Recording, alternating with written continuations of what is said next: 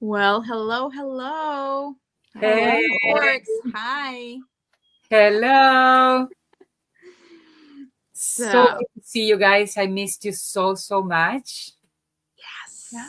Miss you too. And this is fresh and new location for us in a way. We've done this before here, but this is our second time, an official time, I guess. And thank you, Yeah. Marina, for hosting today. Thank you for coming. Hello. Hey, Yes. hello. We're here. We are. What's up, guys? Well, how long has it been? We've done show when was it? June? Mm-hmm. I think the last I time, right? think. Let me look. Susie. Sue said it's here. I want to say it was June, sometime in June. Mm-hmm. Let me It's look. been a while for us. There has been a whole summer Yeah. True. that we haven't seen each other, and lots of things happen. Uh, I was on vacation. I went to DC Pen Show. I joined the Urban Sketchers in Toronto with the workshop that I did for the anniversary for Toronto Pen Shop. And then I discovered a new passion for drawing on location and watercolor on location, which was a fearful activity for me. Out of the blue, painting with watercolor right there in front of the building that I'm drawing, which is completely out of my element. And then I'm enjoying so much the watercolors that I got from you both. Nice. So I'm thank glad. you. Rabbit Our, hole, by the yeah. way.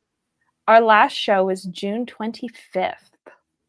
Wow. All right. It's been a So while. we had need a it. good need 2.5 months off.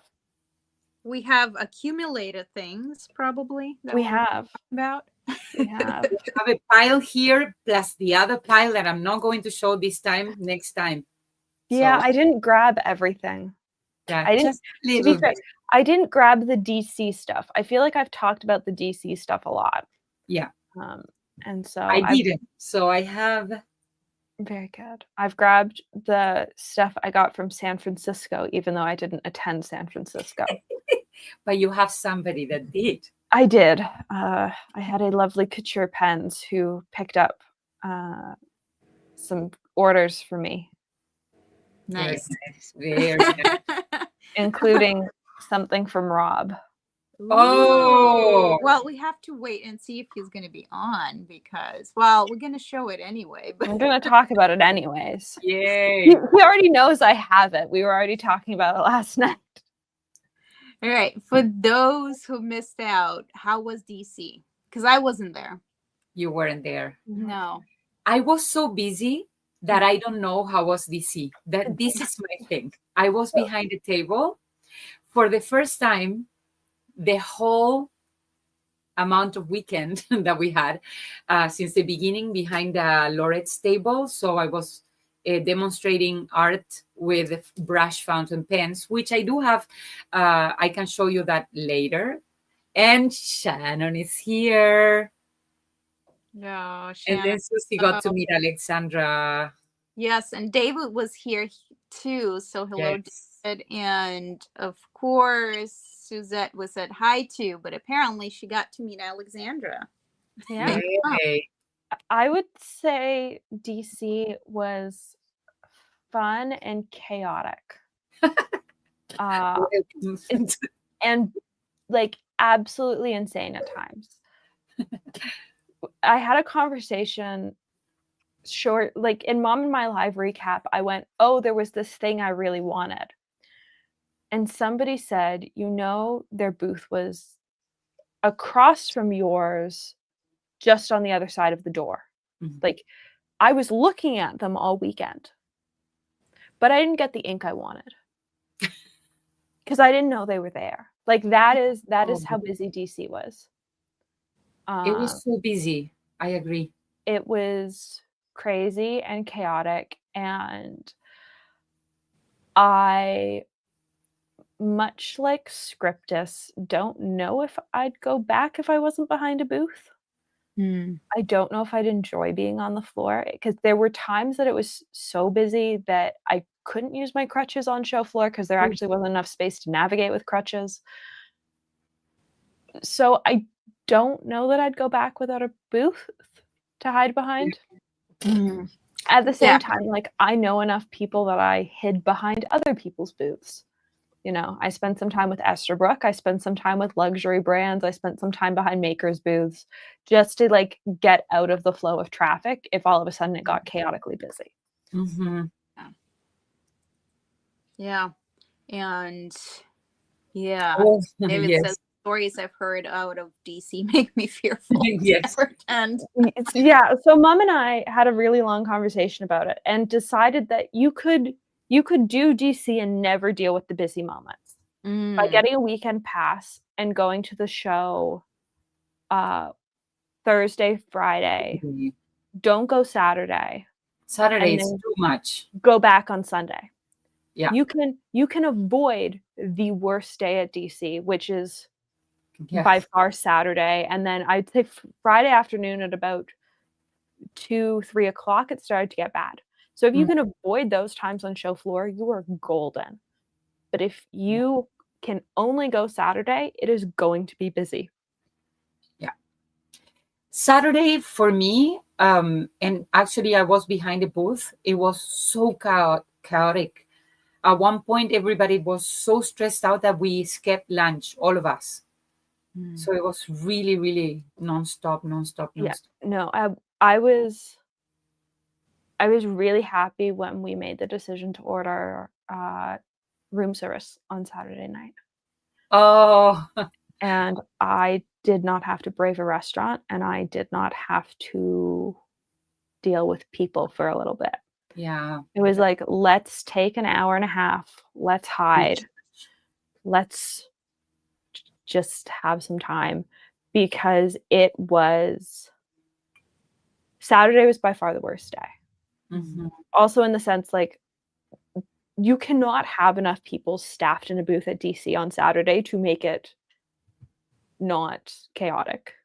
Yeah. I would say. Because we had 7 behind the Navaler booth. And that wasn't enough on Saturday.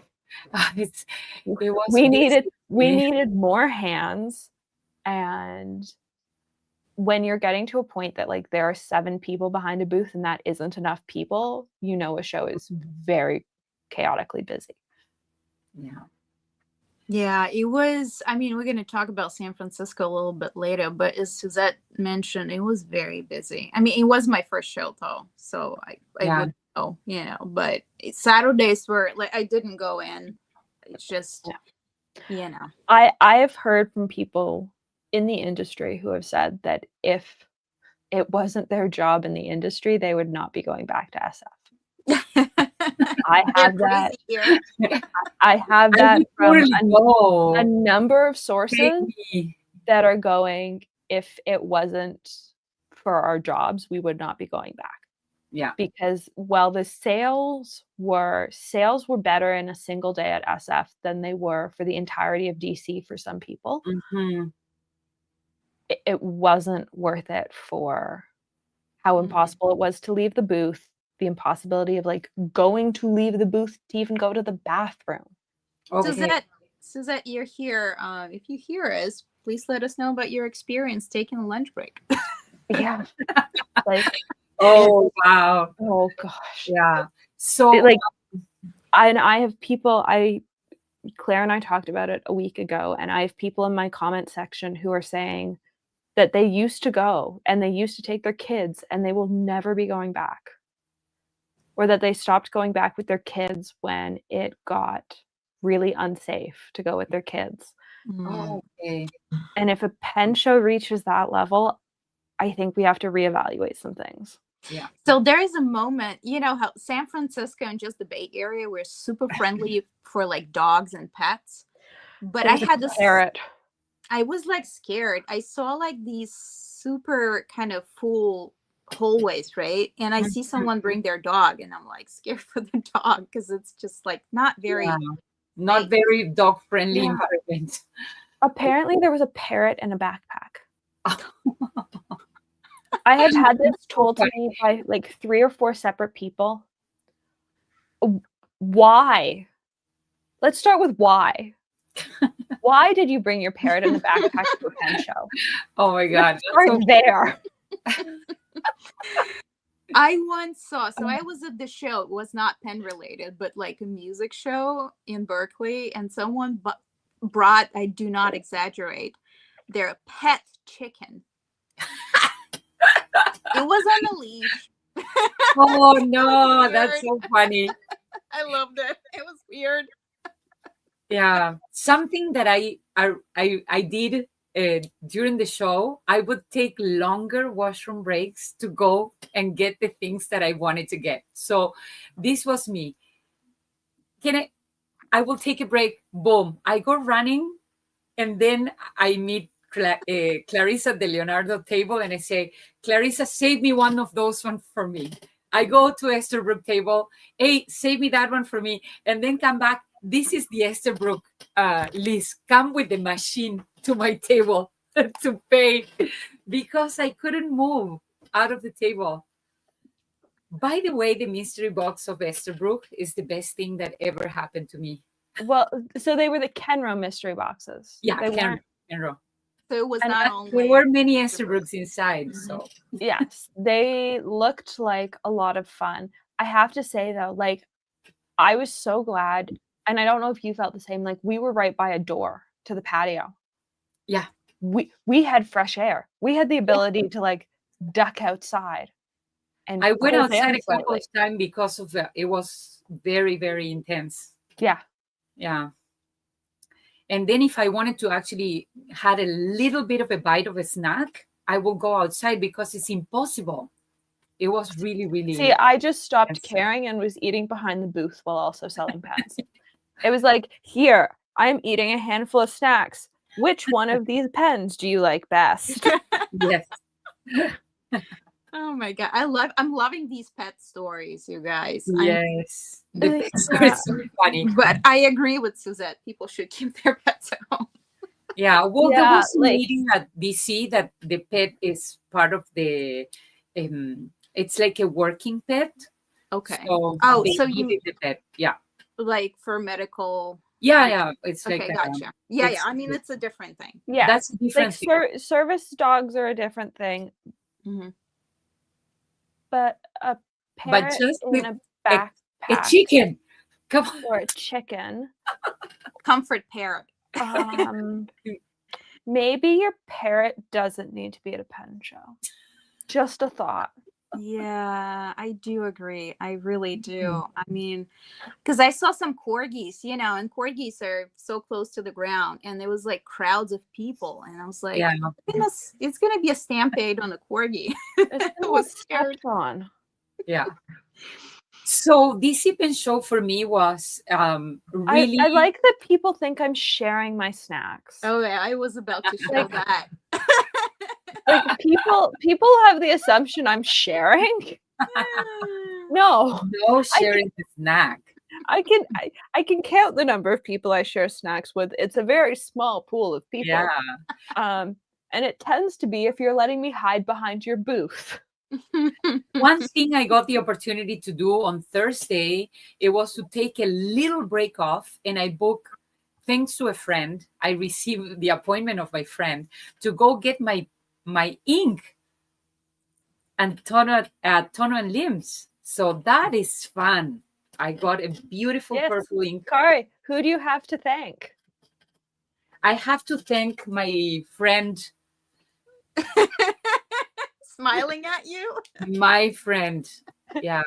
But what- I think this is an important question, though. What snacks pair well with various pen brands? He said, I don't need this appointment. That's what he said. And then I was like, okay, thank you. Not going to give any names though. He knows. No, And you know. but but I was the one that put his name on the list. So Oh, you put his name on the list? yes, that's how you I got him. didn't know. Why did you think I was sitting here smiling at you, Kari? I've been trying to tell you. I love you. This is the best thing ever.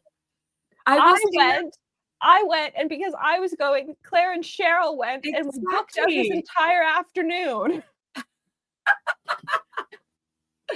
And then I don't need this appointment. Do you want it? And I'm like, yes, thank you. And I sat there. Of course, I got the opportunity to practice my level 2 Korean, which was, for me, imagine I don't have the opportunity to speak Korean with anybody here. And I went there.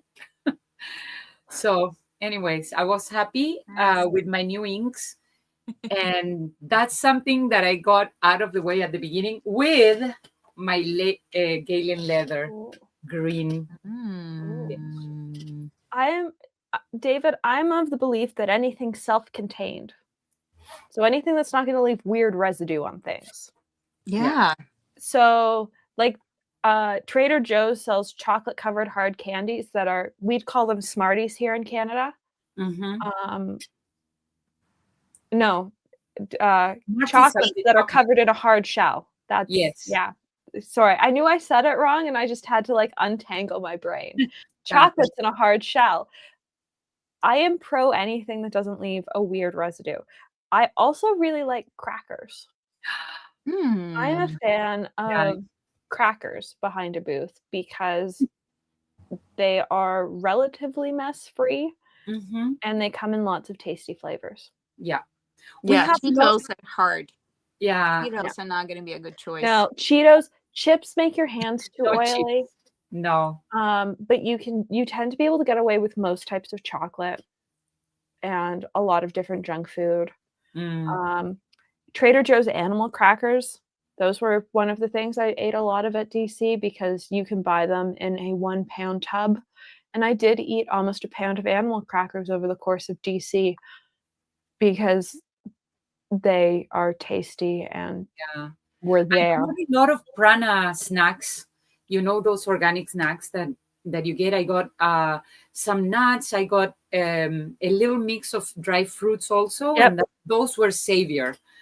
And then we also kept the breakfast left over because it was like kind of a lot of things. And like we started to do that at Chicago or at Atlas last year. Like Mom and I started to do a grocery run during a pen show so that you have snacks behind a booth. It is really easy to not eat at a pen show. And as soon as you stop eating and drinking on show floor, then you just start feeling gross. Yeah. Exactly. Well, talking about things we got at the show. Yes, we should talk about it. So you guys go first. What you get during the summer, the first part of the summer? Actually, I would like to share the brush fountain pen because that's something I actually had before, brush fountain pens, and I talk about them here. But now this one is a luxury brush fountain pen. So the price is really up there. Actually, I have some new pens here. Oh, nice. The brush fountain pens, this is a machining company called Loretz, and they do machining for car parts. And then there is this kind of underbranch from that company that decided suddenly that they wanted to do pens. And they do all sorts of mechanical pencils, and every pen has a different type of machining outside. This one is made of aluminum. And this one is made of brass with the aluminum cap, but it's coated brass, so it's heavier. And then, I don't know, it's so fantastic, the design. Like you see the whole body is twisting, so you can cap your pen without seeing the thread, and you can cap to the back without seeing the thread, How about the refills? Would you get? Yes. So this one is a metal refill, and then both brushes are whistle brushes, similar to Kolinsky quality. So natural hair.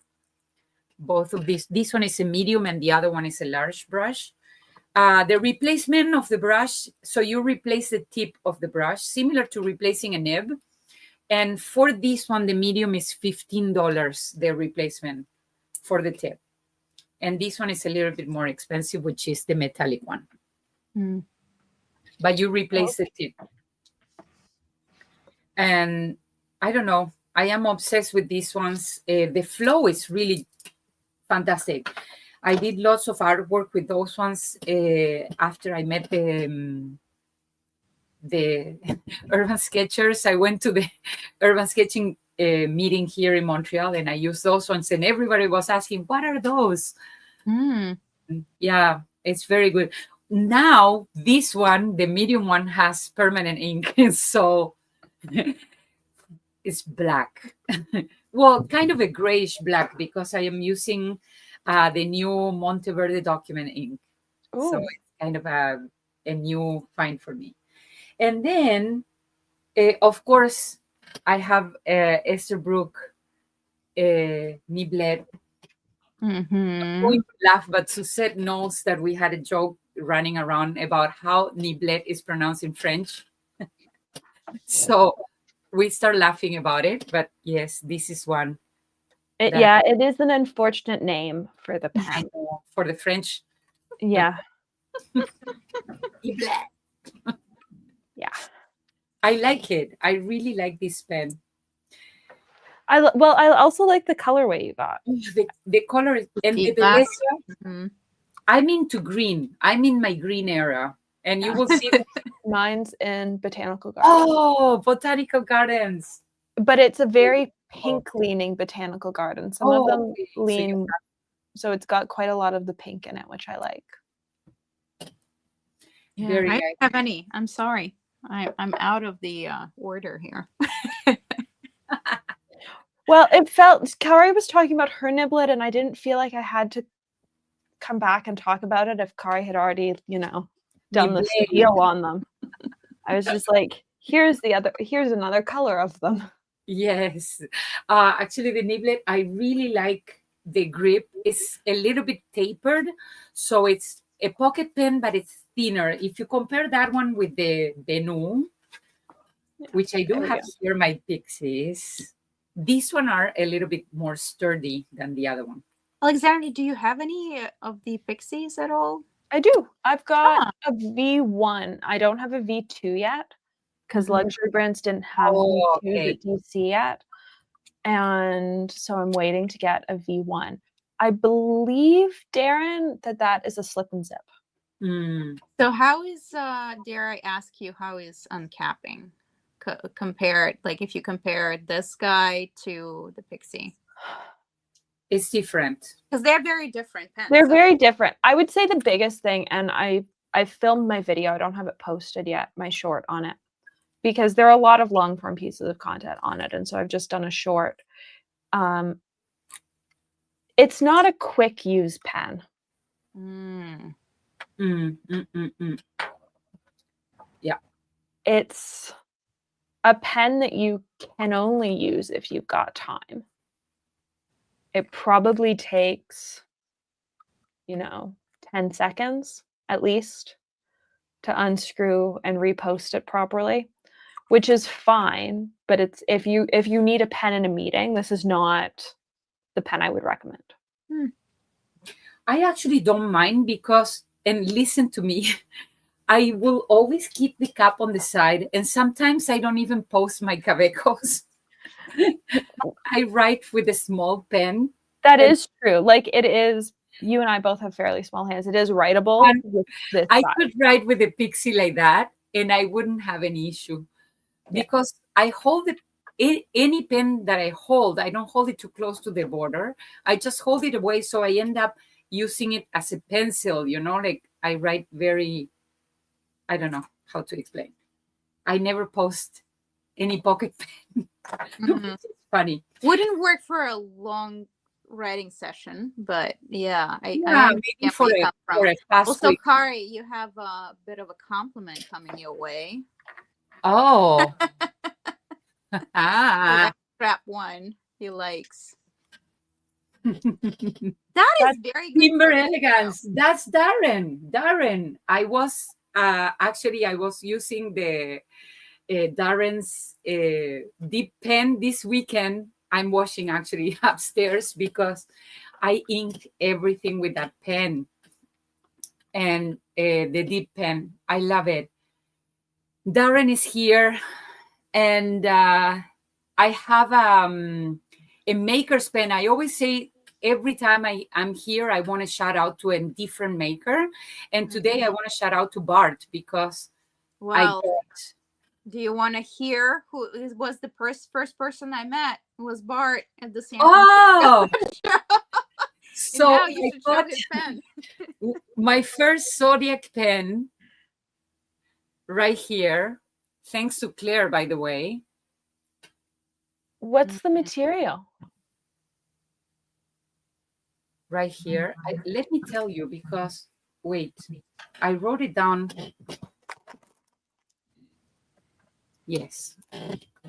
Yeah, I should correct myself. The first person I met was Julia, and Bart was the maker I met. Oh, okay. Okay.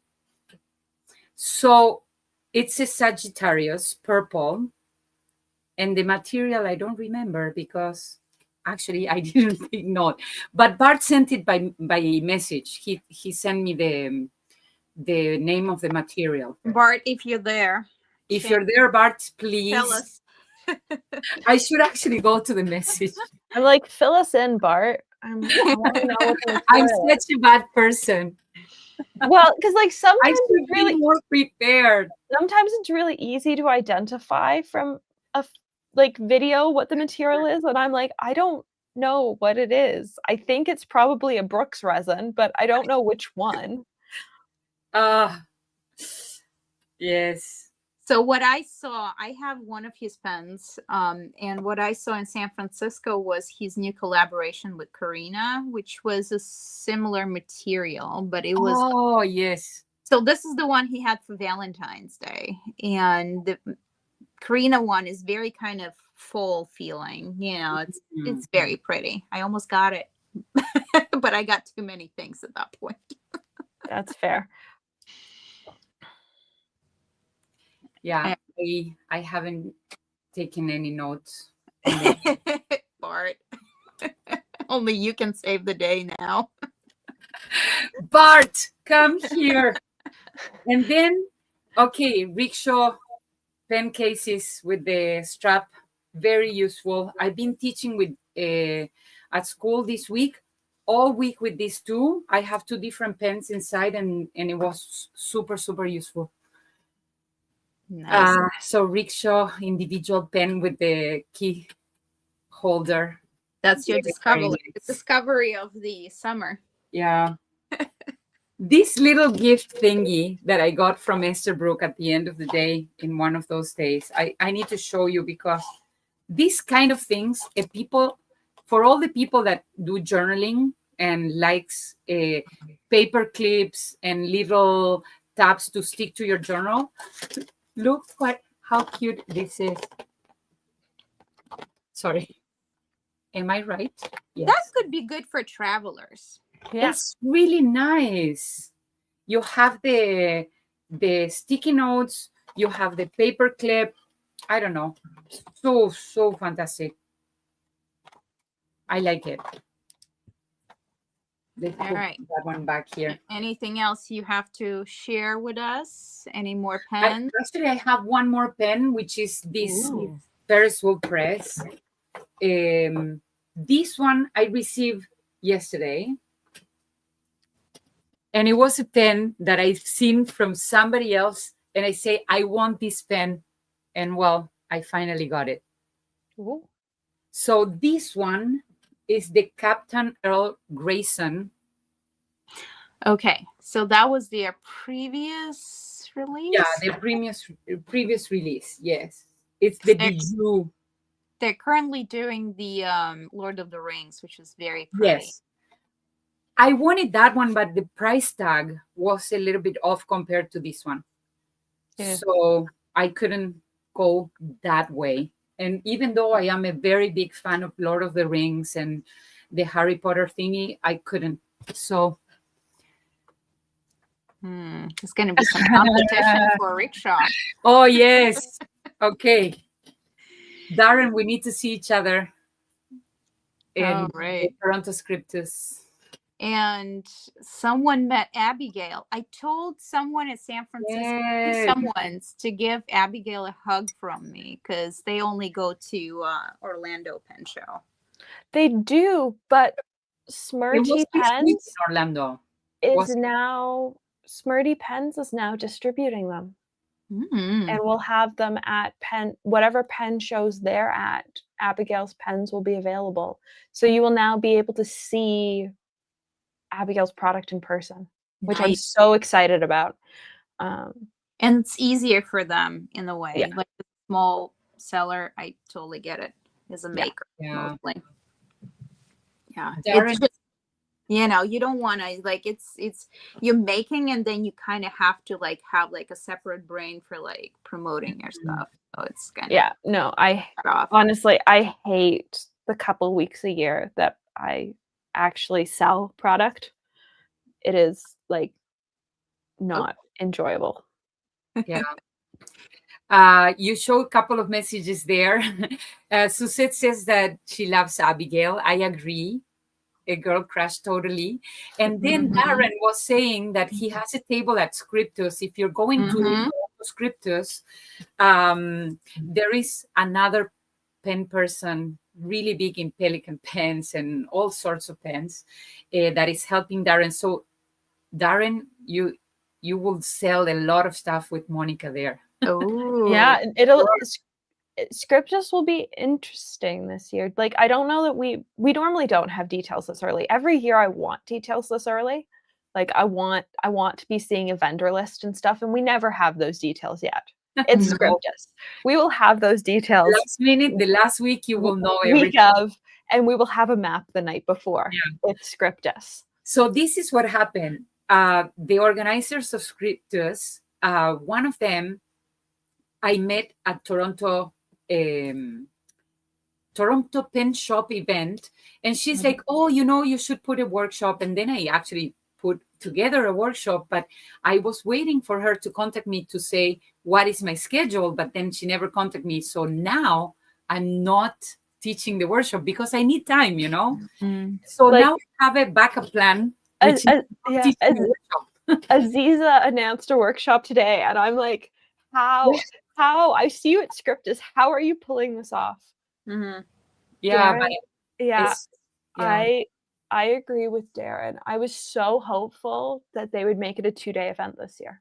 Yeah, there's the draw. There's the desire for a 2-day event. Yeah, I think the fact that it's a free event, and then most of the vendors. The thing is, it doesn't have to be a free event anymore. Like, honestly. I also know what they're charging for tables this year, Kari, and which I will not say on camera, but I know what they're charging for tables this year. It's kind of a sponsorship when you get a table at Toronto Scriptus. You pay for the venue. But she gets as far as I've been told, they get the venue for free. I don't know. So there are many things going on in Scriptus, but I was hoping that we'd get a 2-day event. Well, Bart got in pretty late again. All right. What is Kari's pen? Bart, I show you pen. Bart, you have to tell Bart, save. What material is this one? It's purple. It's a Sagittarius. Until that, I know.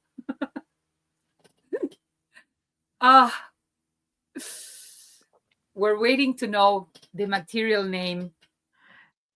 Darren, I'm sending you a text on Instagram based on your last message. Yes. Because I don't want to discuss this on camera, but I have questions. I love this. We have lots Bart's of questions. Here. All right, so it's a special pour from Brooks. Okay. Oh, wait. I need to take a picture of that answer. Okay. Can I? Can I just claim the fact that I looked at it and I went, that's a Jonathan Brooks resin. I don't know what it is, but it's a Brooks resin. And I said that. Nice. Oh, we were like, oh, what is the material? I'm so bad. First, I didn't know the material. I show the pen and then half of the information. So too bad. Now, thankfully, Bart is here. He's with us. Bart, remember Yes. how you asked me if I still had the pen? I still have the pen. Yes, we showed 2 pens. Yeah, so my Anyways. San Francisco experience was Bart. Tell So us Bart about was the it. first pen Oh. maker I met in San Francisco. So there we go. Oh, Kari, they're only is it Ooh. 12 of yours? Okay. Now, even more. This one has not stopped writing since I came from DC because it's kind of my daily driver at school.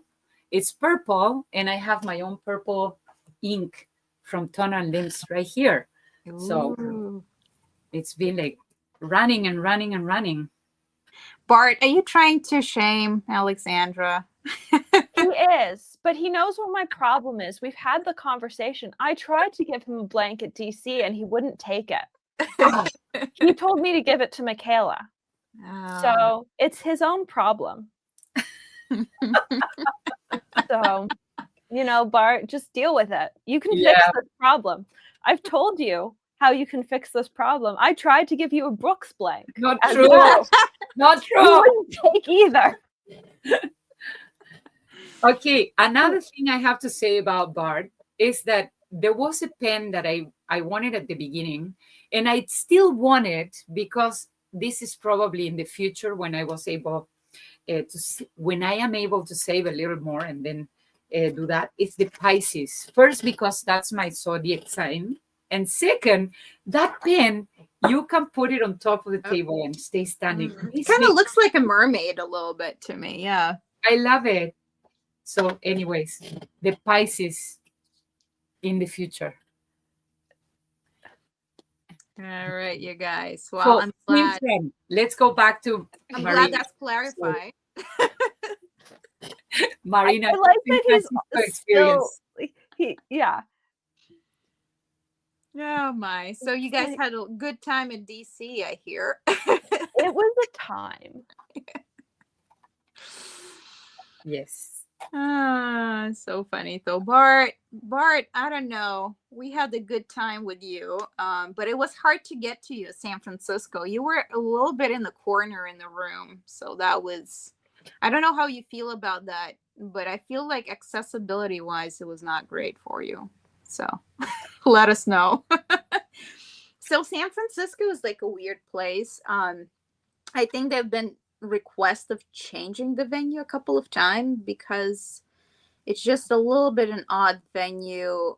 Parking is tight. So if you're coming in for just one day, you're driving, it's not great. And yeah, that's what Bart says. They kind of hid him. And so there's like a bigger ballroom and there are smaller rooms. And it was like, they put people like Bart in there and he's not in the same room, but he was in like the same smaller size room that Bungo Box was in. And so they put someone like that, like Bart is pretty popular and Bungo Box is popular. And it was just like, not really like, well, would you put people in this like small corners and it was a little bit odd. But you got to work what you have to work with because it's San Francisco. We don't have a lot of availability spaces. So, yeah. And it was pretty crazy. So it was my first show. People are a little bit confused. They're like, are you sure you want to go to San Francisco as your first show? But it's right next to me. So yes, I did. I think for a second, I was considering going to Oregon. That Oregon is smaller. Yeah, the Portland, whatever it's called, show, which we have a inside joke with Bart about it, and he knows. exactly what it is. You're not going to tell. Yeah, I'm not gonna tell what happened to Bart at the Portland show, but it was something we laughed about.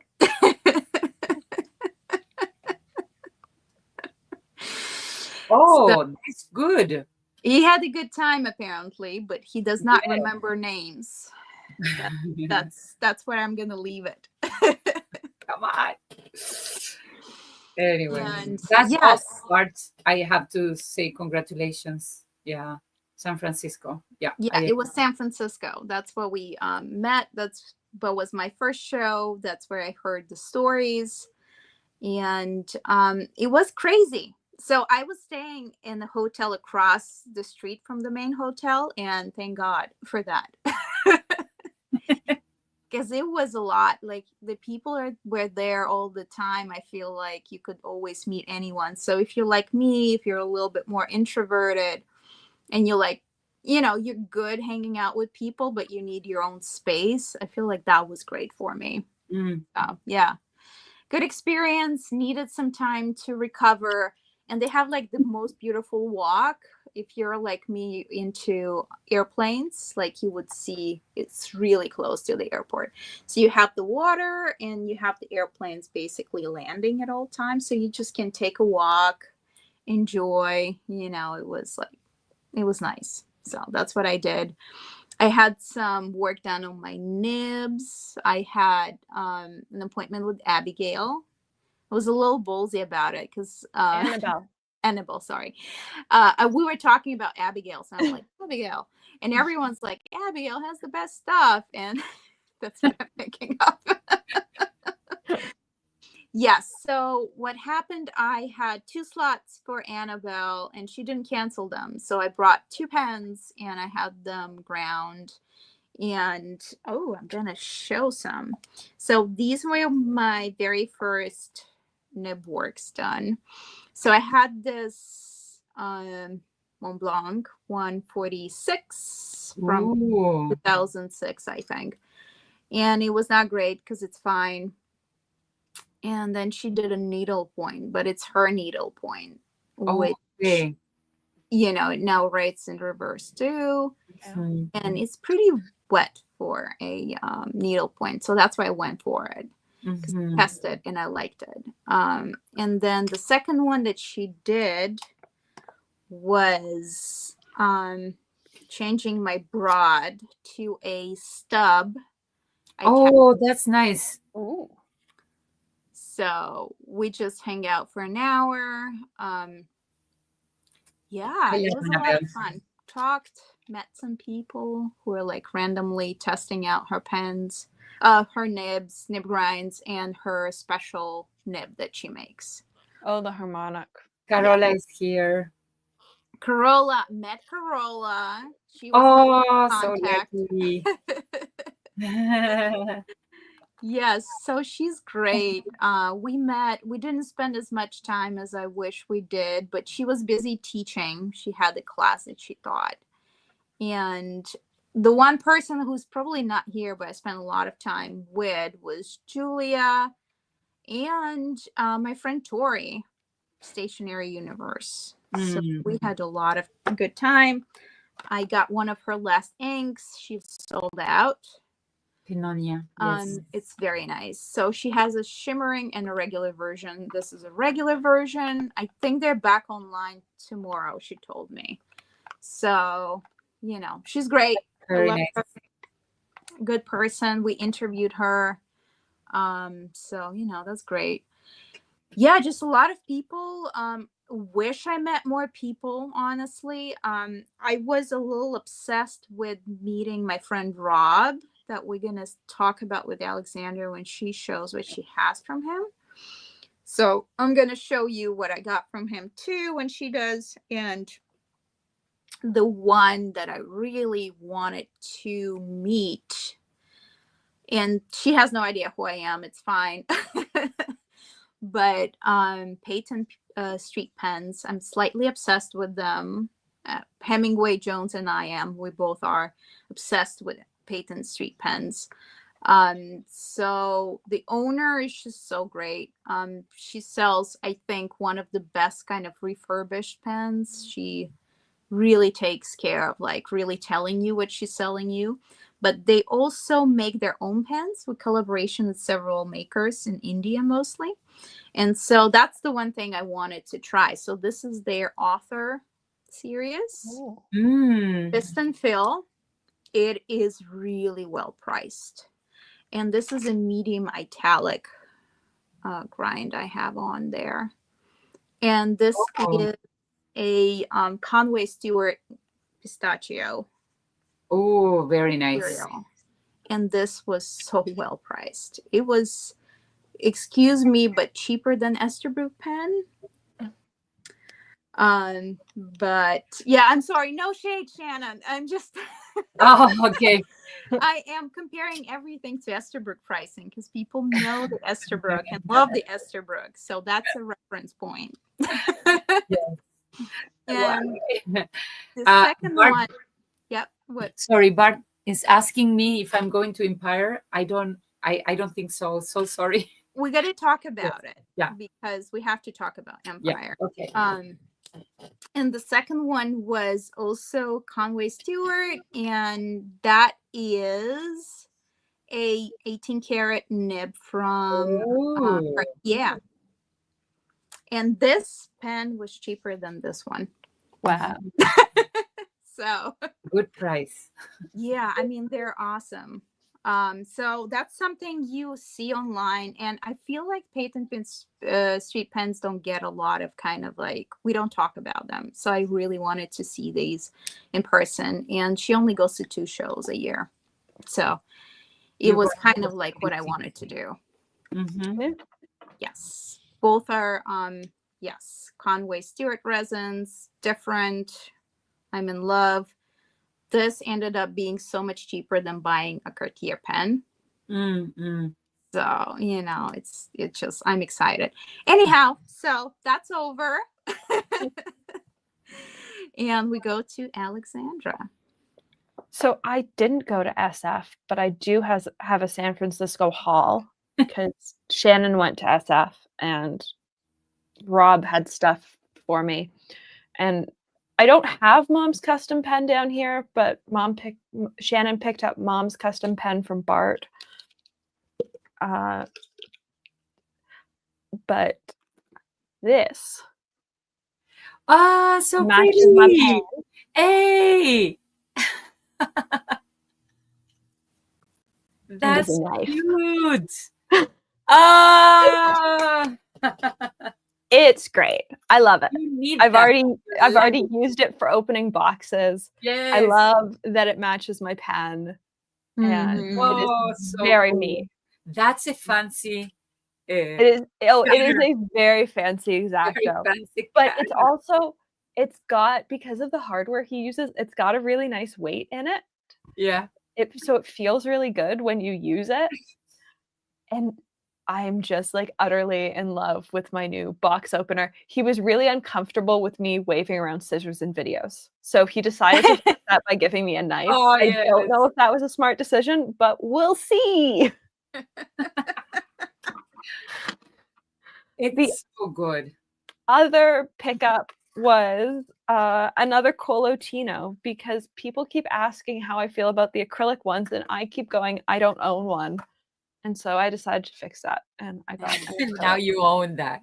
Yeah, Well, I like the green one a lot. I might get it. It felt wrong to not own an acrylic after having the brass. Yes.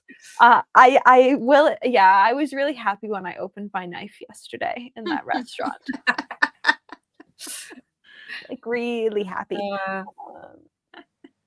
Other than that, though, like I don't know. This was the most extra thing I purchased this summer, but I've talked about it enough times for people to know that I didn't actually pay for it outright. And I need to be really clear on that. I did not spend MSRP on this pen. Oh. Let's be clear. I had affiliate credit from Goldspot and I had writing credit from Goldspot, which is how this happened. Nice. Oh. I did not pay That is a MSRP on this pen. fancy Especially pen. the one that is now. Yeah. Ah, that's a fancy pen. But it does match the Giorlogio case, which does not come with the pen. The Visconti. The Visconti, the Visconti Iris Garden. If Love it. some people saw the video. I made like the most extra video on this pen I could make as a short because I just didn't know how to talk about it. And so I watched a whole bunch of really fancy purse unboxing videos and like duped everything about them from like the way they talk to the way they dress.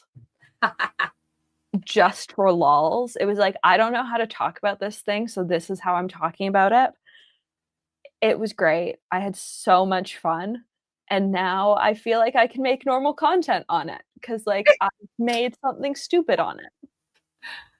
Wow. So I will be going through a whole bunch of people made ink suggestions. And so I will be going through ink suggestions probably this weekend and figuring out what is going in it.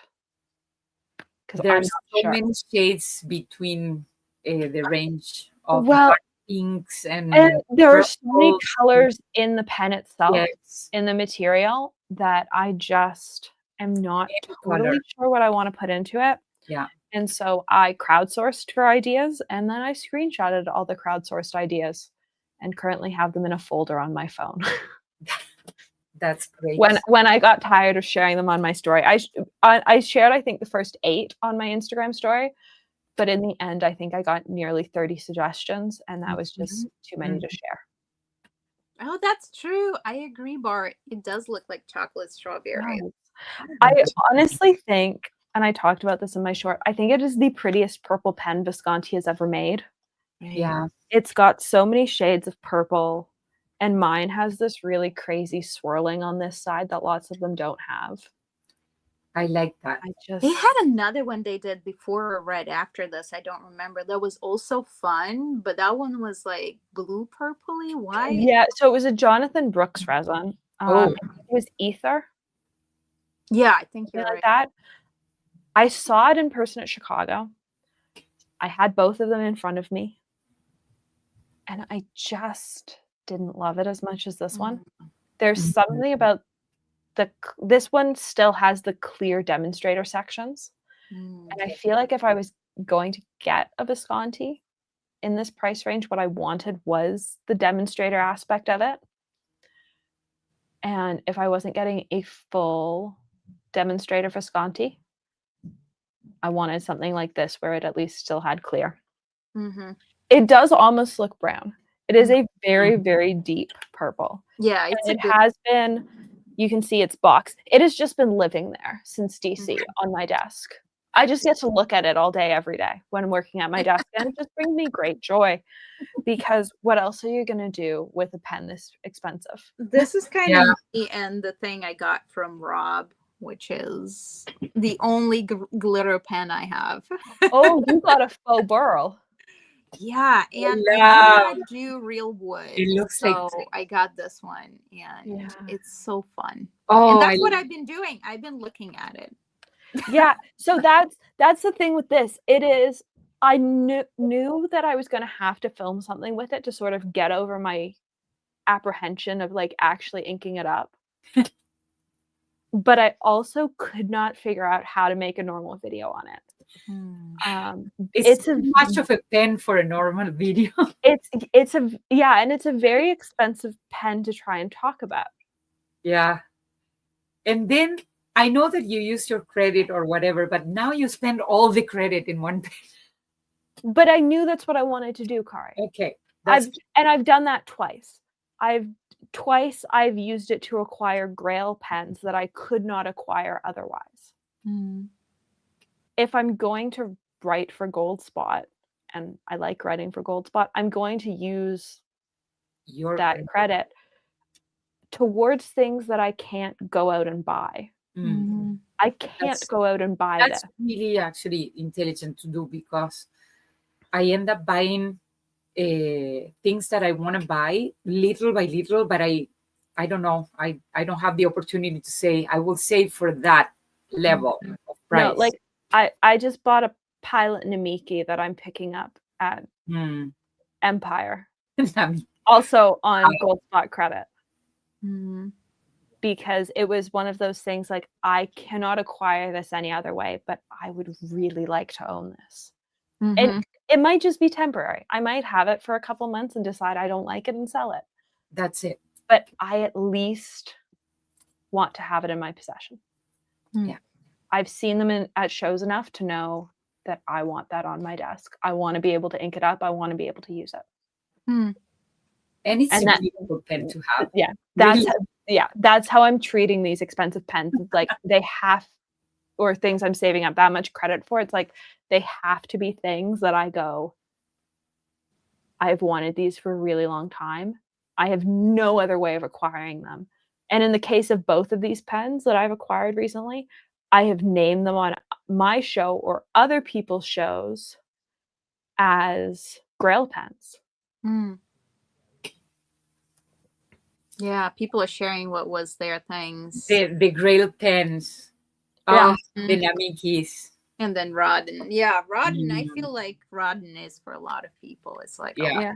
Well, so Shannon got the same pen that I have ordered at SM. Oh, Bart. Ooh. Conflicting opinions here. There get used. I'm okay. I'm going to be honest here, Bart. I've only dipped this pen because Tom Otto inked it up at Gold Spot for me and tested it to make sure it worked. Because other than that, kind of discrepancies for the nibs. I've only dipped it because I could not commit to a color. So I have tried it enough to know that it is a very nice Visconti fine. But other than that, like I haven't. You can see like that nib is still clean. Oh, yes. I can see. Because I'm also cleaning it every time I put it away. Because I only just realized Visconti has a V on their feed. I don't know that it's going to show. Can I get the angle right? Oh, yes, I see. Yeah. Nice. Right, that's an extra level of marketing there. May I tell you guys the rumor I've heard, but I don't know if it's a rumor. It's possibly true. The Visconti is also reversing to 14K mostly, just due to the costs. I don't know that it's true, based on what I'm seeing from them. I was wondering, because like what happened with Santini, they still kept the option of 18K when they went for 14. And Visconti's just price increased. And kept. Don't tell me. Most of the European prices has increased. At DC, the prices were like incredible high from any product that came from Europe. Even Leonardo, I spoke with Salvatore, and then the prices are like, wow. Yeah. Well, Suzette, tell us what you think. It's Suzette. Yeah, I mean, I still don't own any Leonardos. There are a couple I've been looking at, and I was like, but yeah, with the price increases, it's a little I think out of the range. It's also like we're seeing a lot more stuff appearing on the secondhand market, which we talked about at the end of last season. Like there was a big increase in secondhand stuff appearing. I honestly don't know if I'll prefer my Mont Blanc. I really like my Mont Blanc. It's not Mont Blanc. I cannot tell. It's not currently inked because it's just I cleaned it before DC and I haven't re-inked it, but I do really like it. I don't know many gold nibs. I do have a Pelican long time ago, but I prefer actually the Santini gold nib. Okay. So it's a little bit softer than the Pelican, and I don't know, the flow, it's better. This is something else I have to show you, but I have a video coming up on it. But I got, so before Santini, that is now Santini, the same guy Santini, bought an old brand, Ancora. And so this was my birthday pen, the Ancora pen. Oh, very nice. This is the same nib he made before Yeah. Santini. And yeah, I'm a big fan too. That's just to say that, you know, Yeah. I'm a huge fan of his work as well. Um, yeah, but just to say, yeah, I think Pelican and Mont Blanc are very different pens to begin with. Just they're very different. Well, they are so like, and I think it's also like about how weight feels in your hand. I don't love a Pelican M1000. I find Too big. they're balanced Too weird. big. Whereas my Visconti is almost that size, but I think the M800 is such a nice spot for me. I think the other ones are too small. I like a more hefty pen, but the nib of the M1000 is too much. I think I need to spend some more time with an M800. That's a nice size. I think that's the ideal for me. Yeah, Bart does the same. Same for me. Yeah, 1000 I've only tried of someone Oh, else. too big. I felt it's just too much for me. Yeah. The balance of them is weird. I find it too far back. Mm. They seem to be balanced further back in the body and away from the nib. Mm-hmm. And I don't like that. I like a pen that's more downward weighted towards the nib so that you just sort of like. Yeah. Oh, Suzette was right.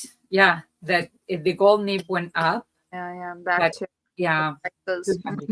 Yeah. And gold nibs went up everywhere. I don't know anyone right now that's selling a gold. Price of gold itself just, you know, Mm. went up.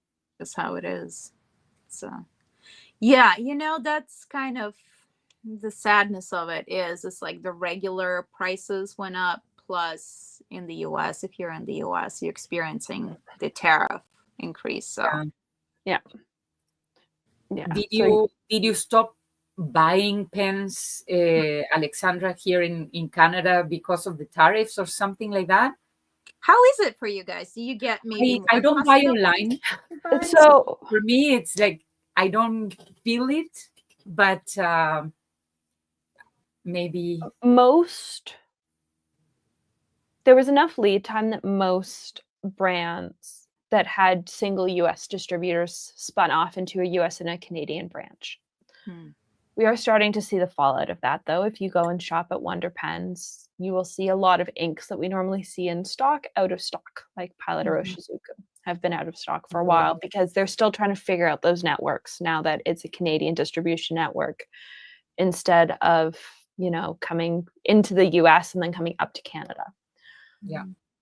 I think it will definitely change things. I would say it hasn't changed my buying habits much because I was already buying mostly direct from distributors. Yes. I don't buy that often direct from stores, which sounds weird, but I just don't. Because if I want something, it's sometimes easier to get it sent directly from a distributor to me versus from a store to me. And at the same time, I think lots of stores, like I think when we're really going to see it is Scriptus. Yeah. Because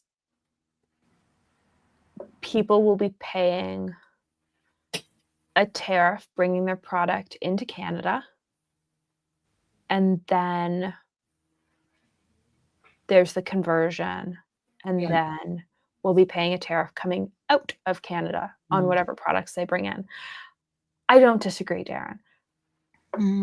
I just also understand that we don't have the population size for to fight this.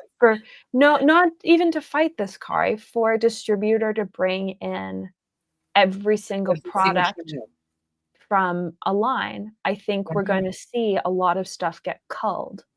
And I think in some ways people are going to be really upset about that because also Canadian distributors might not be willing to hold as much inventory. Lots of American distributors are holding a whole lot of dollar value in inventory. And that's on them as a company. If you are a new Canadian distributor getting into it, you don't have the money to do that. Yeah.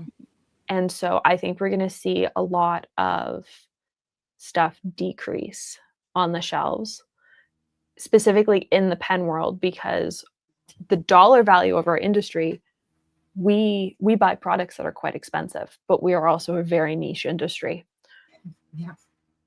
And so we don't rank very high down the totem on the totem pole of stuff. Yeah, you know, that's what makes me think, because like going back to my kind of paint making world, I remember, and it's not only paint making, but I remember that a lot of distribution for pigments, for example, there are companies out of France that would kind of have a joint distribution with, you know, the French speaking world, and that could work in a way, I feel like, maybe, you know, for you guys in Canada. Yeah, Kremer Pigments in the States has closed their US store and is closing their US distribution. That is going to affect so many small watercolor shops in the States, but it also have the potential to have ramifications for companies like Daniel Smith and M. Graham. Yeah, and will. All those companies who people are saying, well, we can just buy their paints, they're made in America. America doesn't produce the raw pigments. Where do you think they're coming from? They're all coming from Europe. There we go. Yeah. So that's what I wanted to go back to some comments. So David says, I think we're starting to feel the tariffs here in the States. It is very, very unpleasant and all way around. Yeah, it is. And then Shannon sad about her Japan shopping. Japan. I was going to tell about the Japanese because I consume a lot of stickers and stationery from Japan. They are little small, but even though the smaller they are, just the prices went up already. And this is an interesting point. I doubt we will see, and I would be happy to be proved wrong, I doubt we'll see big sales for Fountain Pen Day this year. On the other hand, you might see people using it as a chance to try and clear off product from the shelves. Sure. We are, what is it today? It is the 17th. And, you know, sailor, don't miss the boat. Normally most pens are sold out by now. Oh. There are a lot of those pens still sticking around at almost every retailer. Wow. So you might see pens like that on sale for Fountain Pen Day, where they're still trying to clear them off the shelves. But I think it'll be interesting to see what happens this year, because I don't think we'll be seeing the big general sales like we've done in the past. Yeah, I was just bored. I was about to read the same with other tariffs. Yeah, so Claire and I talked about this, and Shannon, Mom, and I talked about this. As a Canadian, we have always paid duties. We have always paid taxes. We've always paid fees when a package comes into the country. We have never referred to them as tariffs. Yeah. Because they are us paying our provincial sales tax. Exactly. Provincial, and then also we have customs fees. And the customs fees, because we are importing a product into the country. And so, yes, it is taxed the same way as if it was a distributor or a company ordering product into the country, because that's how it's been for a very long time. And that's how it's been in most countries for a very long time. Yeah, no, as a European, like, yeah, it was very different for me here. Like, I felt like I could buy more. It is, you know. As Shen said, it's the brokerage fees that get you. It's some organizations have very set, fairly reasonable brokerage fees, like Canada Post, at least in my experience. And some, like UPS, have ever-changing brokerage fees that can cost 5 times the amount of your item and be over like $80 or $90. Wow. And you've just got to be prepared that when you import into a country, you will be paying, as the receiver, the brokerage fees and, you know, all the other stuff that goes along with it. Also, depending on who you ship with, it's really hit or miss as a Canadian. Yeah. And that's- Canada Post is not super great at. Oh my God. Don't ask. Yeah, and that's where we coming back to like what you guys are used to and I was used to, and then I changed countries and continents and came here. And like David has a good point, and I think that de minimis, it's it's such a cultural thing, has been around for like almost 100 years, I think, at this point that they had it in the US. So it's like it's not about paying it, it's about the change of something that has been in effect for such an incredibly long time and generations. And I think that's kind of has to do with also behavioral change that people will be experiencing. And that's the real thing, that's the real change here as well. So it's all about the behavioral change. And that's the thing, like as a Canadian, I do not import from a country unless I am willing to pay the duties and taxes. And, we also, at least still currently, who knows what's going to happen tomorrow, still currently have an $800 exemption if you're away out of the country for X number of days where you can bring stuff back in. Myself, a lot of other people, like we use that. You're going on vacation somewhere, you'll pick up some stuff you can't get here. Yeah, that's right. Yeah. We play in the rules because we're doing it. We've been doing it like all of our lives. All over. Yeah, and so totally it's interesting to see how a country reacts when they've never had to deal with it before, when the rest of the world's going like, this is normal.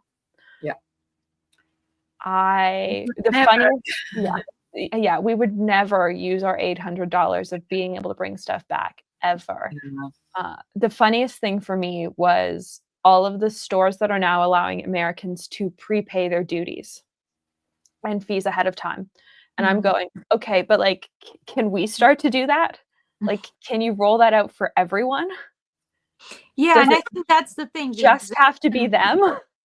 The exemption, I think, has just been A, too long, and B, everyone knows US is a buying power. Yeah, because that's the thing. Like, I would buy more internationally if I could prepay my duties and customs ahead of time. Oh, if I didn't know how much, UPS might add on as a brokerage fee, because that seems to be totally random. Yeah. I would spend more internationally. So let me prepay on your website. If you're letting the Americans prepay, let me prepay. Yeah. Roll this out to all the countries, not just them. All right. That's a point. Yeah. I mean, yeah, but I feel like we are in such an interesting, like, historically point. Again, for me, as someone who does history, it's like, oh, I'm just watching this. I feel like every day I'm waking up in a new chapter of a history book that somebody in 3 decades is going to have to be studying in school and going about the economy of this. But how? Because like I remember studying stuff in elementary school in social studies about Canadian history and going, but how did this happen?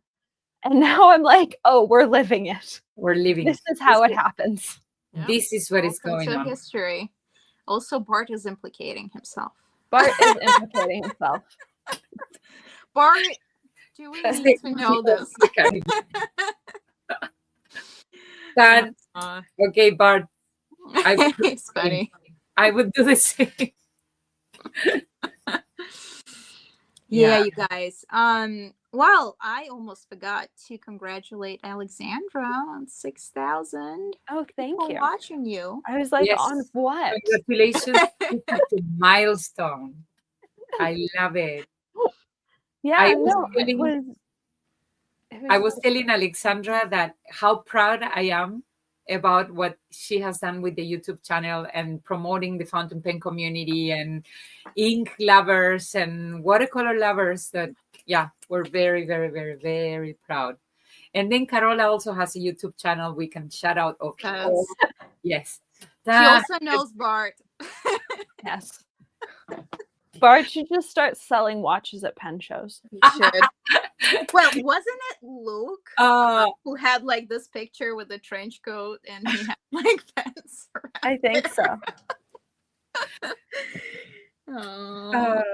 Yes. What Yes. How Let's did do Bart it. get kicked out of a pen show hotel? I don't know, Bart. Two things can happen. You can get arrested, or you can. Oh sell pens. no. No Aw, working. That's it's so funny. I know. Aw. Oh, Shannon.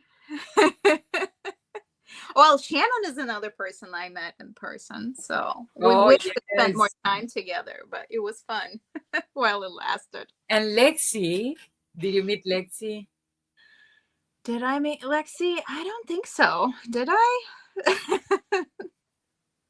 Who did you meet? Did you meet Claire? Did you I did meet Claire. She's Karina? I did meet Karina. We hang out with Karina and Bart and Carola and Julia. Julia was my Oh, cousin. Julia. No, Lexi wasn't there, so that's how I don't Okay, that's okay. didn't. I Lexi wasn't lying to you. on there. And then Francisco with Hinze pens was very nice too. So we all hang out together. Francisco. Did you meet And Tori? Tori, yep. So that was my crew. And Galena. Yes, Galena. What? Not me. Galena. Suzette. Yes, you. Suzette. Of course. Yeah, I know some great people. And yeah, it was just good. Good times, you guys. Darren is going, says. Oh, Bye. yes. Oh, thank you for coming. Yes, thank you for coming. Yes, that was wonderful. I'm Oh, going to and meet Darren soon, so I'm going to Toronto Scriptus. So I don't know who is in Canada or close to the events that we have. We have coming this weekend. Fight on Pens is a stationery shop in Cambridge, Ontario. I'm going there this weekend to host a couple of, actually more than a couple, of journaling workshops. I am going to do an ink kind of artsy workshop. And then I have a bullet journal and productivity and goal setting. And then I have the last one will be a journaling meetup nice. with coffee. So, Very good.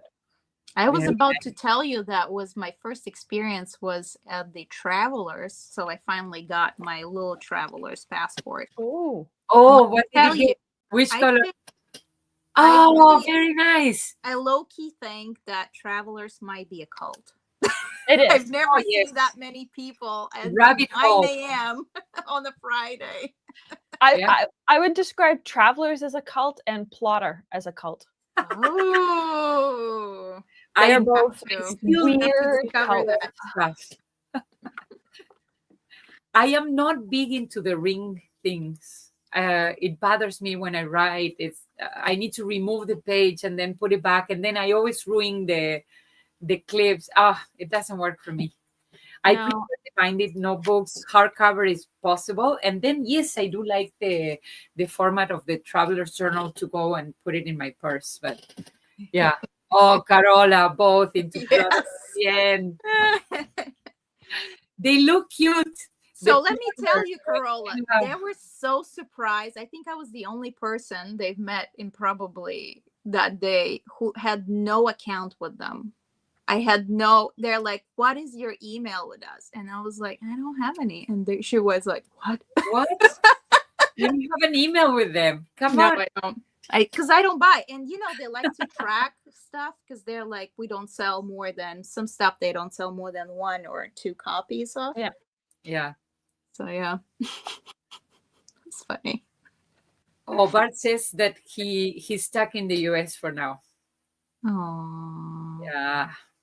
listen, you can renew. It's okay. I'm like, you can get a rush passport. It's possible. Yeah, I don't know if I should say that. Maybe I should, but No account for Marina. no account for me. No account. One of the reasons how my husband, my father-in-law knew that my husband was serious about us getting married is because my husband got a passport for the first time to travel with me abroad. Oh, So, that's so yeah. cool. Be serious, Bart. Get a passport. You need it. Yeah. We have to bring Bart for Scriptus. I've been trying to convince Drew he has to come to Scriptus. Oh, Drew. Drew actually got his Grail pen. I don't know if he showed it to you. Kari, I filmed the video. I didn't see it. I've been in my bubble. I No, tell you. no, but the only video where he's talked about it, Kari, That's the one. that's the one. Ah, I saw it in person. And I say, "Oh my goodness, that's Yeah. an amazing pen. No, like Heavy and so I- intricate." like 25 minutes after he got it or less, I had it in front of me filming with it on his channel. Yes. Nice. Oh, you had a nice thing on his channel. You had like a We did anything but pens. I was he's had Fig Boot and he's had Hemingway on, and then he had me on. Oh, very good. And it was great. I loved getting to talk about literally anything but pens, which is a great concept for a show that he does. Yeah. Because pens. Yeah, it's all pen Especially show. for pen people. Yeah, again, yeah, it's all pen people. So it's just an interesting setup for a show. It was fun. Yeah. Apparently he talked about it on Yes. another show. That's awesome. I haven't watched that episode yet. Yeah. I'm So not by the way, totally if you caught haven't up on seen it, things. you need to go there and see it. That's important.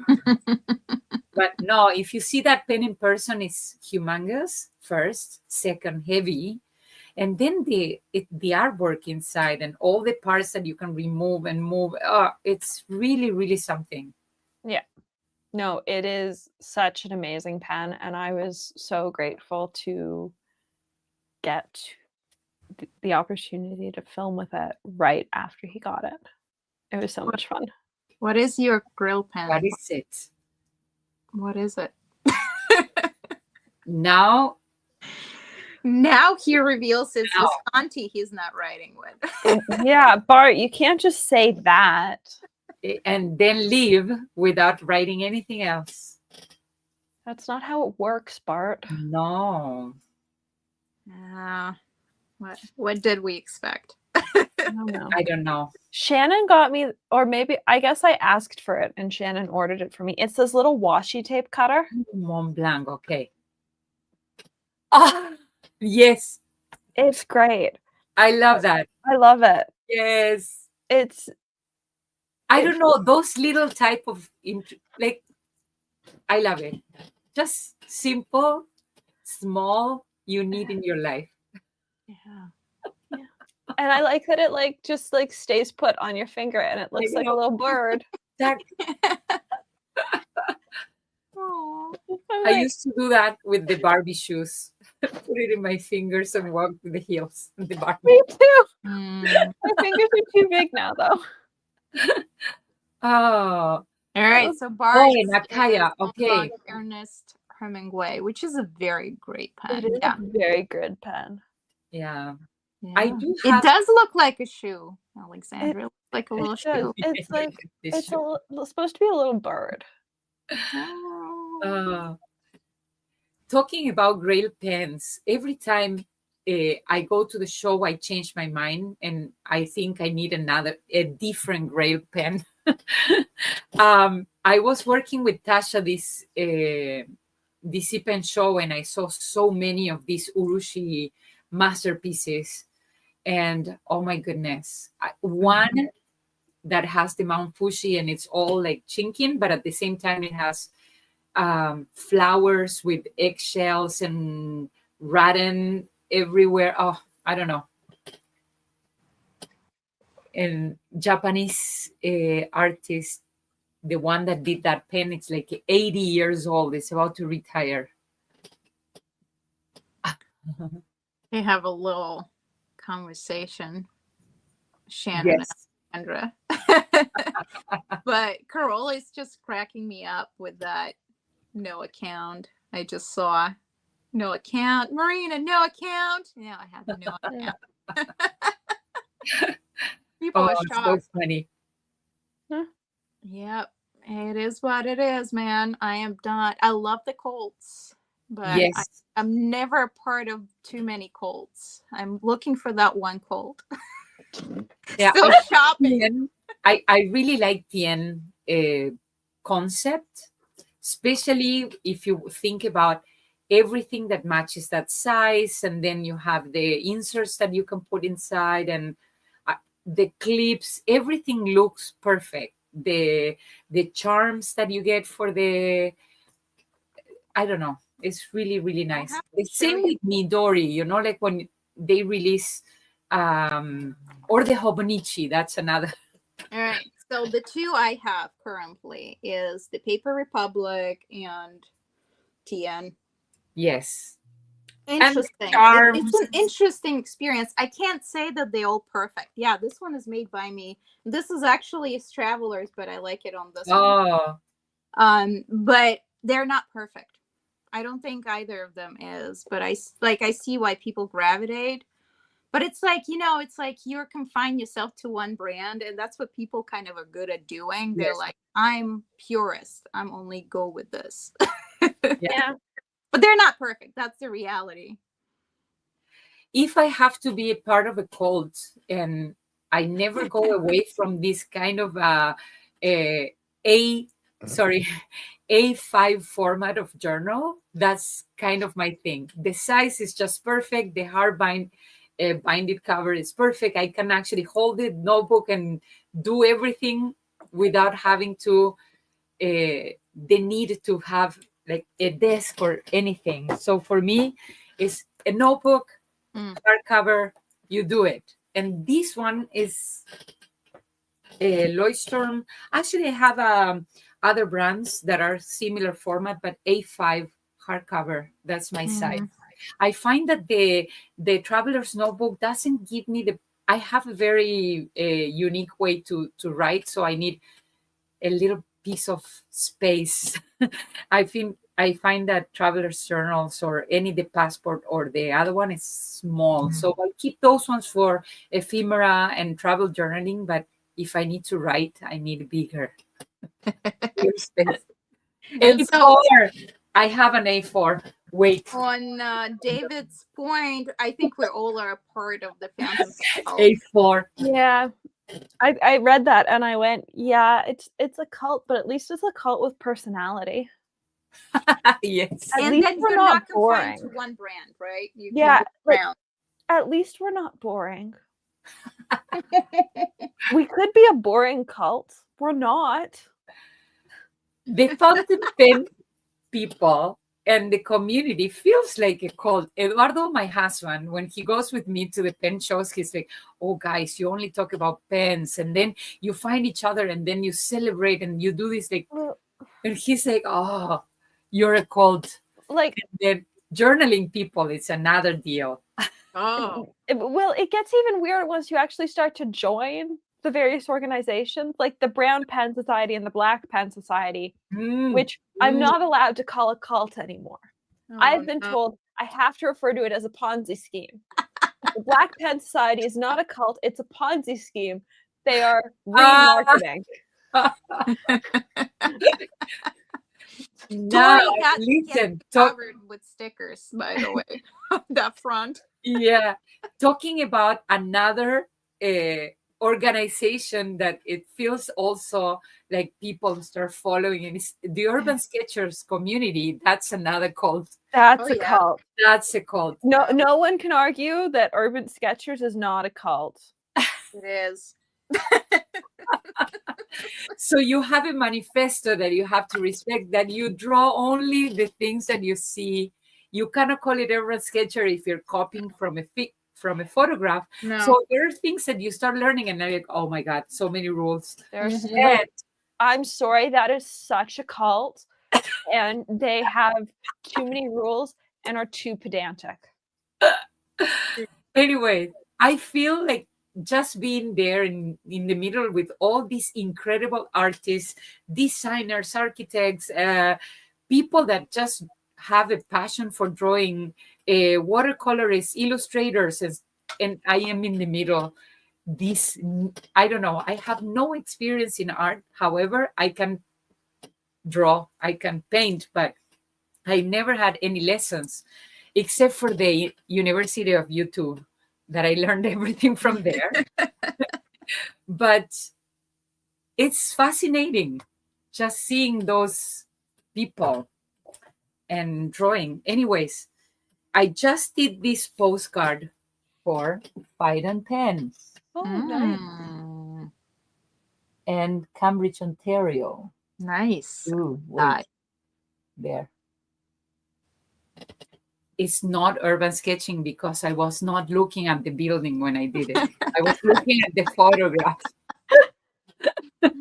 No, it's a no. No. That's so Yeah. funny. But you did well. I mean, that's the thing. I think the whole idea is just remembering from my olden times, just to train your eye. But I think there's so many ways of going around it. It really is about how far you want to push yourself. You know, what is your comfort zone? So You're right. yeah. Right So about it might be for you right now, or it might not be for you, and that's totally fine. that. Mm. That's how I look at it. And on that note, I have a new set out. So that was one of the last things I did. I'm currently working in another set, but this is my Very nice. set. And the story is that it's actually based on a real person.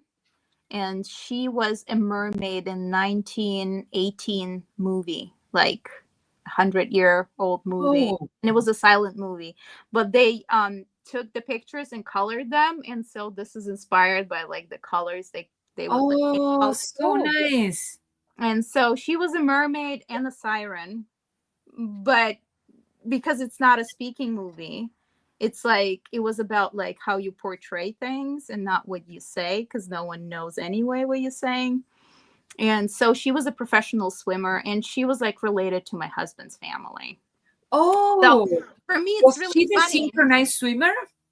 So she was a professional swimmer out of New York in beginning of 1900s. And so my husband's grandmother, who just passed away this year, everyone loved her, and she loved this swimmer who was her aunt and who was in this movie. And so I was like, I must make a thing out of it, because that's my thing. Yeah. And I was like, this is so funny. And this is kind of the way of like, you know, talking about the grandmother we just lost and kind of honoring her as well, right? And so I thought that was like a fun thing to do. And so that's what I did, the mermaid And set. then can you put the colors again so people can Sure. see Yeah. the So these are kind of different color inspired palette that you get? by the story. So I it's should very make a video. balanced. Thank you. I'll make a video on it because I was too lazy to do it, but I kind of want to talk about it. I like the way that you keep all the watercolors inside the tin, and you have. Would you take it to your Urban Sketchers camp Oh, out? totally. Yeah. I actually I got tins, the ones that you can put the watercolor pans and have pans there to bring the things out and bring it to the out. The only palette I'm keeping here is the ceramic one. The ceramic is so beautiful. I'm not bringing that one out. I don't want to break it. It's for me like a jewel. It's here. Thank you, Corolla. Yeah. Yeah, it's just I love doing this. I'm just like, you know, it's so much fun, and you know, this economy things are slower selling. But yay. Yeah, it's one of mine. But that's like we all have a weird way of expressing ourselves in like art forms, and this is my way of expressing myself, which I'm totally fine. Yeah. Some get it, some don't. It's fine. But I've expressed myself, and it's kind of like we all have these ways, and that's the most important thing, to have the outlet. Yeah. Oh, I wanted to mention, because I thought it was a really cool thing that Alexandra is doing on her channel, is her series that she started for this month, and something that she has behind her. If you could tell us what you're doing this month. I love that we talked about this beforehand, and I'm still like, oh. Well, it's a big topic for you. It is. And I honestly, like, I always get this way, like, halfway through September, like, I'm back to avoiding my personal Instagram account because, like, every other post is about it, and I'm like, I cannot deal. Oh. And so I'm back to avoiding my personal Instagram account. It is Pediatric Cancer Awareness Month. These are, I don't know that there's any way for me to pull these out nicely. There probably isn't. These are my beads of courage. There's 35-ish feet of them. And they represent every procedure that I had in and out of hospital. Ooh. There's a lot. And so this month I've been talking to friends in the cancer world on my channel, because in the media we see a lot of very small children who are bald, but we don't see the ones of us that survive to adults. Mm-hmm. And the reality is that a lot of us don't survive to being adults. And so a group of my friends and I are talking about that this month. And so it has been a very heavy topic. And it's been a lot.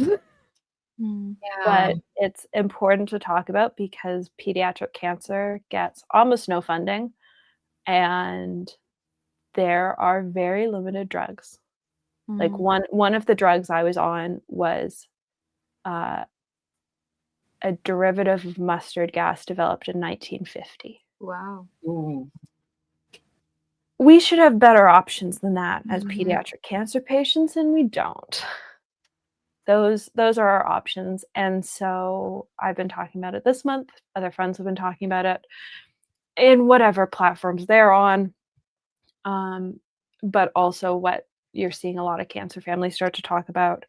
And if people have been reading to the bottom of my posts, they've been seeing it, is that your donations are better spent anywhere other than St. Jude's. If you decide to donate somewhere, don't donate to St. Jude's. Donate to literally any other pediatric cancer organization. Donate to your local children's hospital. They need the funding more. There is so much amazing research that happens at institutions that aren't St. Jude's, and St. Jude's currently has nearly $8 billion in reserve. Ooh. Yeah. Pediatric cancer gets about $200 million of funding a year. Yeah. For 200 plus cancers. Wow. And so $8 billion would go really, really far. Mm-hmm. So. Yeah, but it also relates to your journey, like your art and your fountain pen journeys. It really does relate. Well, the whole thing is like this wouldn't exist without cancer. Mm-hmm. This came out of, and Drew and I talked about this on the show last week. This came out of having to learn how to write again and how to talk again. And if you're going to do that at 19 and 18, it's way more fun to put it on the internet than to not put it on the internet. And so I put it on the internet. That's the whole reason the Instagram page exists. That's the whole reason the Instagram is called what it is. And I think it's really important to talk about it, but I also think it's important to talk about the things that like aren't monetary donations. If you're eligible to give blood, go give blood. Mhm. Blood transfusions save lives. Blood transfusions are the only reason I'm alive. I had over 70 units of blood in 4 months. And in some places, work gives you 1 day off. There are benefits from Yeah, giving. Yeah. Hmm. And the other benefit is like frequently you can be the reason like people stay alive. Exactly. I mean, that's the main thing. Yeah. Like it doesn't take a whole bunch of time. It doesn't. And I It's- think Suzette was asking about St. Jude's. I think St. Jude's is just so much known, and people think about other organizations, right? Yeah, and so you can go online, you can read the articles where different organizations have investigated into them and how much money they're holding on to. Your local children's hospital needs the funding more. And if St. Jude's doesn't have an open clinical trial for your type of cancer, it doesn't matter that treatment is free through St. Jude's. They will not take your case. Oh, St. Jude's will only take your case if they have an open clinical trial for that type of cancer and they believe that you are a good fit. Mm. And in turn, they have been focusing on the prevalent pediatric cancers that are easier to cure. Mm. Oh. I have a whole lot of friends who have had Hail Mary cancer treatments who haven't had them at St. Jude's. They have had them at small children's hospitals in the middle of nowhere in the States because those institutions are also doing research. There's a saying in the pediatric cancer world that cancer research is funded by bake sales and lemonade stands. Mm-hmm. And unfortunately, it is true. Mm. There's an organization called Alex's Lemonade Stand, who I've been linking in my videos, who funds a whole bunch of trials every year. You can go onto their page, you can see exactly what they're funding. And then there's an organization called, I believe it's Cookies for Kids Cancer. And if you buy cookies in a grocery store, you might see their symbol on the back of your package. Oh. And so by buying cookies in a grocery store, you have donated to pediatric cancer research. And they have funded, I think it's 130 trials since their child died of pediatric cancer. It's Yeah. so important. But when you go online to their website, you can see exactly what institution they funded, exactly what cancer research was being researched, who the physicians were working on the project, how much money they received, and if there was an outcome of that research. Mm. Yeah. Yeah, that's There have been, the statistic might have increased in the past couple of years. There's been talk of new drugs. I believe it's 4 drugs since 1980 for pediatric cancer, for chemotherapy. 4. Wow. yeah. That's I believe the last one came to market in 2009. Yeah, and unless you're a part of that world, you usually don't know these things. That's No. 200 plus cancers share 4% in the US and Canada of the cancer budget. And that was a decade ago when the institutions were still releasing their numbers. If you call Canadian Cancer Society and ask, they won't give you their numbers. Oh, yeah. They just tell you that all cancers are important. Because we had family after my diagnosis that wanted to direct donate to pediatric cancer research. And we're told that it was impossible by the by the Canadian Cancer Society. So there is no way of knowing how much they give nowadays. The assumption from all the research institutions is that it's still at 4% or it's lower. Oh, no. Okay. You know what, Alexandra? This is incredible that you're putting this information out, because what happens is that sometimes, even though we are a complete different niche for whatever reason, we are also part of this society. And we are also trying to help, especially the children. You know, children with cancer are this is so important. So thank you so much Yes. for sharing. As And friends and I have talked thank about, you like, for being here, because after going through all those stages, I don't know, I love you, just saying. it's friends and I have talked about it.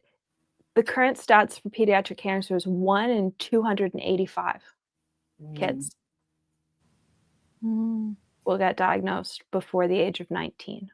Yeah. That isn't a big number. Mm-hmm. And kids who are dying of cancer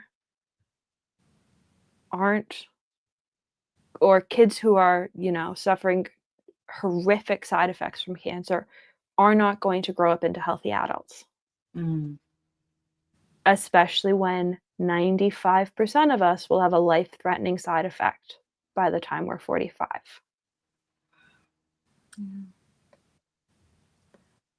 And they throw that number around like it's going to happen, a decade out from cancer. From most of my friend group and from myself, I know that it's, normally in those first 1 to 2 years, we get diagnosed with our first life-threatening side effect. We get 1 to 2 years. Wow. So scary, though. Yeah. I got my oncology lab work done Monday. We'll see what happens. We're assuming everything's fine. I live my life under the assumption everything's fine. That's a psychological thing too, and that's the Yeah. It's like, am I going to spiral, an hour before my appointment next week? Probably. But I live my life under the assumption I'm okay. Yeah. And then that's where, our hobbies come in, this is where this is so much therapy related, to each of us, but especially you, it's just, it means so much, it's a hobby for someone, but it means so much more. Exactly. Yeah. Exactly. Yeah. And this hobby for us is also a way to share the personal story too, It's not only the hobby, it's the person behind the hobby. So, yeah. And it's all about people. And, in this age of AI, makes it even more, I feel like, So YouTube released 30 new features yesterday. The new auto dubbing is terrifying. Oh, the auto dubbing. Oh, no, I've been turning it off. No, so it's not. I sent it to Shannon. I'll send you guys the link in our group chat. It CGI's it AI's your lips so that you look like you're speaking the language you're being auto dubbed into. Oh. It's terrifying. I watched the preview of it and went, this is crazy. Yeah. What? So what I'm doing now is, like, I always see videos in any language, because when I see art videos, I don't mind the language and I see Japanese videos, and I see Korean videos, I see French, any language is okay. It comes out with the auto dub right away, and I have to go to settings to cancel it every single time. It's not like I can save it. No, so they're launching a new, or they have launched a new auto dubbing as of yesterday that is slowly rolling out to all videos, where it will replace your lips with whatever language you're supposed to be speaking in a similar now I'm talking like this. Like, it's so crazy. And it changes the mouth at the front. It has the same cadence as your voice. Oh, okay. I watched it in the preview event and I went, this is too far. I feel like we crossed too far a while ago, but like this Now is it's too far. yeah. See, the problem is we're not a part of Actors Union. No, that's the issue. There is no thing. Like there was briefly like a time in the mid 2010s where like they did try to unionize YouTube people into a content creators union. It will feel like the annoying orange. I don't know if you remember this was from the long time ago. I do. The lips. For those who are joining us just now, this is an AI conversation, and this is Now why we're we use discussing- fountain pens. Now we're discussing We went AI and YouTube. From the pen shows to the pen cult.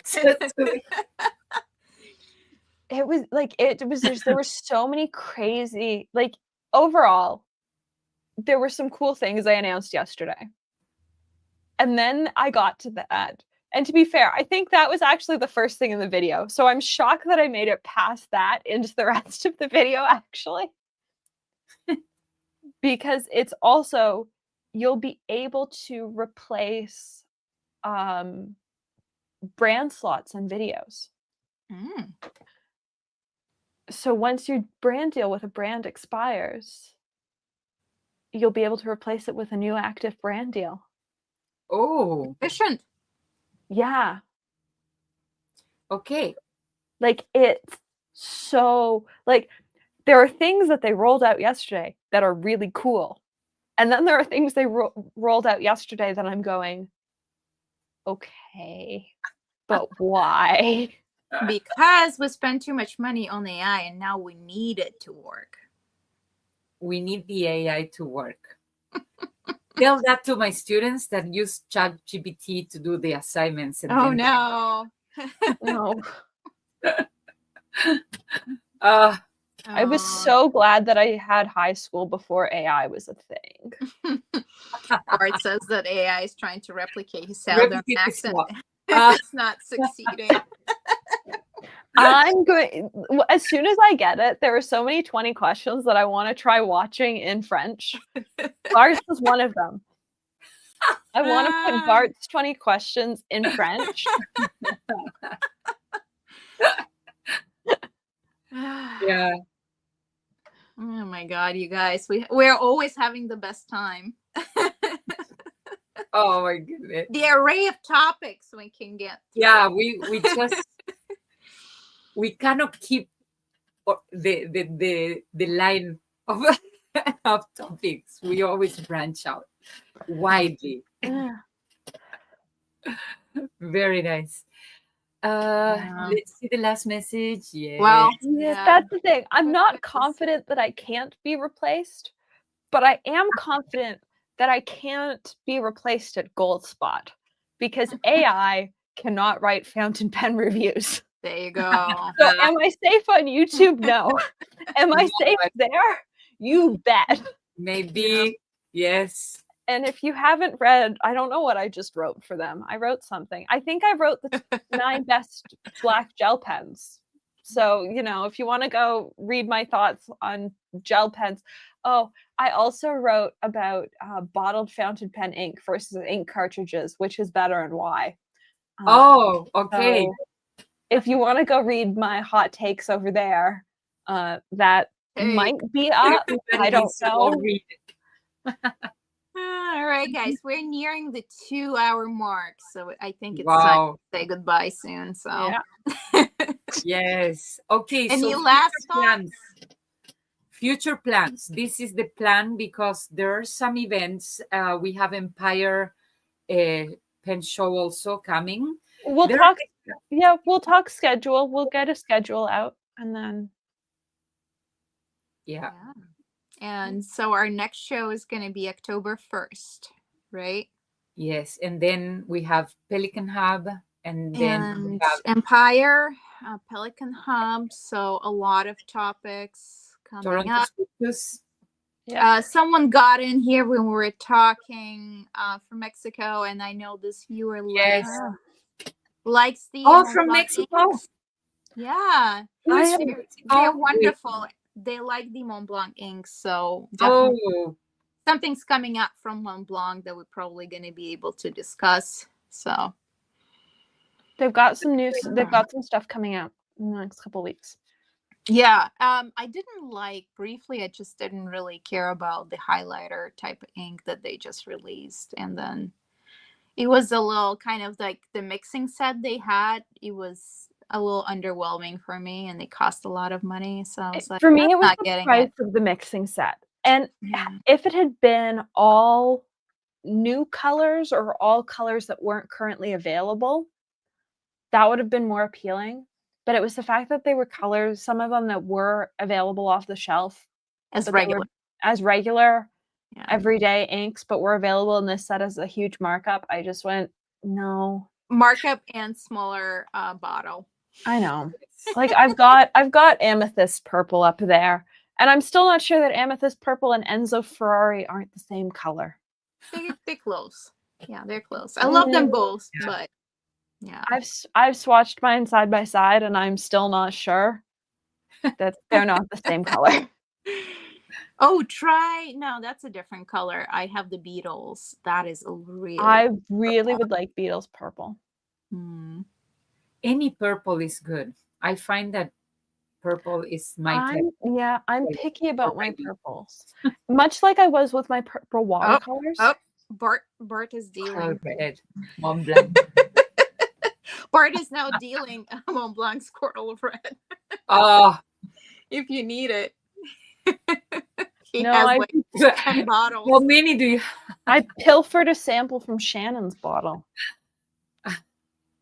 I think. I Maybe. need to stop hoarding inks. That's what I need. Well, it's not helped by the fact that Mom randomly buys inks. I didn't even know we had this coming. This is the Ooh. Oh, San that's Francisco colorverse. Pen Show color. This year's, yeah. This year's. I didn't know we had this coming. It just showed up in my bag with Shannon, and I was like, Oh, "What is this?" And she went, "Your mom asked for it." all Like right. at this point, I don't know what Then- we have. Now you know that there is a new ink in your collection. Yeah, now I know I have a swatching video to film tomorrow. Because what else was I gonna do? All right, you guys. All Any right. last words? It was so nice to see you. Thank you for the people that stay until this hour. Amazing. Yeah. We had 17 people at some point. Shannon. I know nothing. Shannon. I know Oh, nothing. Shannon's messages cracked me up. All right, you guys. It was great hanging out. Thank you for coming out to my channel. And we're gonna have some more fun on here on the 1st. All right, Yeah. you guys. Yes, see you. All right. All right. Bye. Bye. Bye.